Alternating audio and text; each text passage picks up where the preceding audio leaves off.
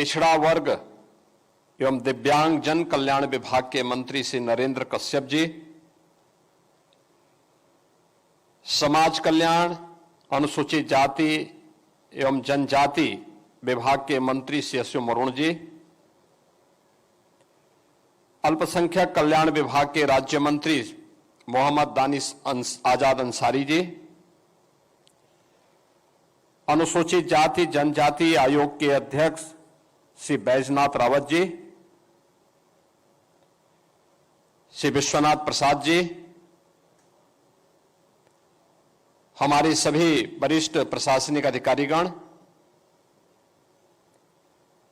और आज यहां पर उपस्थित छात्रवृत्ति प्राप्त कर रहे हमारे सभी यहां पर युवा साथियों, उनके अभिभावकगण और वर्चुअल माध्यम से राज्य भर के अलग अलग संस्थानों में उपस्थित सभी उपस्थित छात्र छात्राएं, वहां के शिक्षकगण और उपस्थित बहनों और भाइयों, आज का ये समारोह सामाजिक न्याय, समावेशी विकास तथा शिक्षा पर समाज के प्रत्येक तबके का समान अधिकार है, इस बात की प्रतिबद्धता का एक प्रमाण है। आदरणीय प्रधानमंत्री जी जब इस बात की उद्घोष करते हैं कि वंचित को वरीयता और पिछड़ों को प्राथमिकता, तो उसके पीछे का ध्येय भी यही होता है कि कोई भी छात्र शिक्षा से वंचित न रह जाए, कोई भी नौजवान नौकरी और रोजगार से वंचित न रह जाए, समाज का कोई भी तबका स्वावलंबन से मुक्त न रह जाए,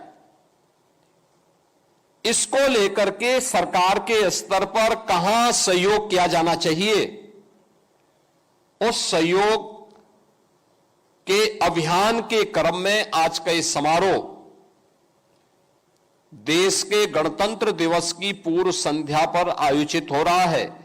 मैं इस अवसर पर अपनी छात्रवृत्ति प्राप्त कर रहे प्रदेश के उन सभी 19 लाख छात्र छात्राओं को हृदय से बधाई देता हूं, अपनी शुभकामनाएं देता हूं, जिन्हें आज इस सुविधा का लाभ प्राप्त हो रहा है।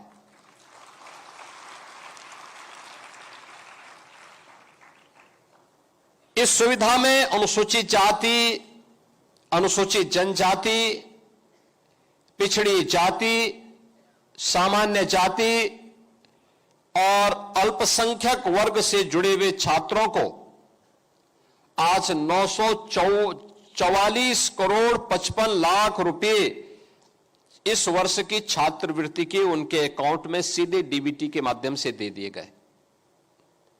यानी नियत साफ हो, नीति स्पष्ट हो,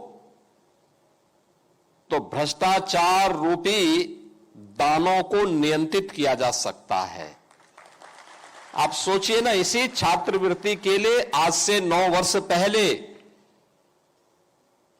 जो नौजवान उस समय अध्ययन करता था, इसी भ्रष्टाचार के कारण उस छात्रवृत्ति नहीं प्राप्त करता था,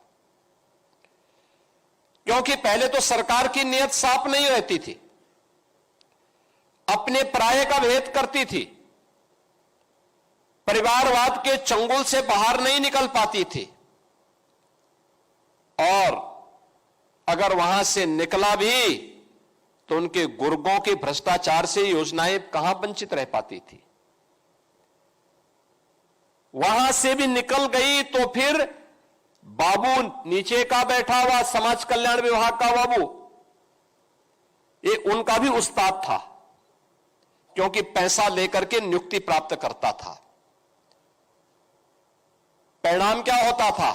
एक गरीब मारा जाता था, एक गरीब वंचित होता था, एक गरीब प्रताड़ित होता था। और इसीलिए प्रधानमंत्री जी ने कहा कि वंचित को वरीयता मिलनी चाहिए, पिछड़ों को प्राथमिकता मिलनी चाहिए। और इस वरीयता और प्राथमिकता की ही का परिणाम है कि टेक्नोलॉजी का उपयोग किया गया, ऑनलाइन सुविधा उपलब्ध कराई गई। तो यह ई गवर्नेंस से इजी गवर्नेंस का एक बेस्ट मॉडल आपके सामने इस रूप में सामने आ रहा है। यही तो सुशासन है, जहां पर हर व्यक्ति इस सर्वसमावेशी विकास का लाभ प्राप्त कर सके, बिना भेदभाव के प्राप्त कर सके। आप में से हर एक तबके का व्यक्ति छात्रवृत्ति की दृष्टि से यहां पर भी और हर जनपद में उपस्थित है। आप सोचो, 19 लाख छात्र एक साथ एक क्लिक से, जैसे ही मैंने अपने सहयोगी मंत्रियों के साथ उस यहां पे बटन दबाया, उनके अकाउंट में पैसा चला गया। क्या किसी का चेहरा देख करके स्कॉलरशिप दी गई? नहीं, उसकी आवश्यकता थी। शिक्षा पर उसका अधिकार भी है और सरकार का यह दायित्व बनता है कि बिना भेदभाव के उसका अधिकार उसे प्राप्त हो सके, इसके लिए उसको स्कॉलरशिप की सुविधा के साथ जोड़ सके। और सरकार ने अपने उस दायित्व का निर्वहन यहां पर किया है। यह काम तब होता है जब सरकार की नियत साफ होती है, जब सरकार की मंशा होती है कि नेशन फर्स्ट का भाव हमारे मन में हो, राष्ट्र प्रथम का भाव। जब परिवार प्रथम का भाव आ जाता है तब ये नहीं होता है, तब भ्रष्टाचार होता है। और जब राष्ट्र प्रथम का भाव होता है तब बिना भेदभाव के शासन की योजना का लाभ सबको प्राप्त होता है। और वही लाभ आज यहां पर आपको उपलब्ध कराया जा रहा है। आज आपने देखा होगा, अब यहां पे क्लिक किया गया, कोई लीकेज नहीं, कोई कमीशन नहीं, केवल सरकार को एक प्रयास प्रारंभ किया गया था। सरकार ने तकनीक से जोड़ दिया। संस्थाओं से कहा जाता है कि भाई आप समय पे फॉर्म को वहां पे अपडेट करिए, अपलोड कर लीजिए, पैसे की कमी नहीं। उस हर छात्र को जो स्कॉलरशिप के लिए पात्रता रखता है उसको इस सुविधा का लाभ मिलना चाहिए। अब सरकार ने इस सुविधा का लाभ यहां पर प्रदेश के अंदर सभी लोगों को बिना भेदभाव के देना प्रारंभ किया।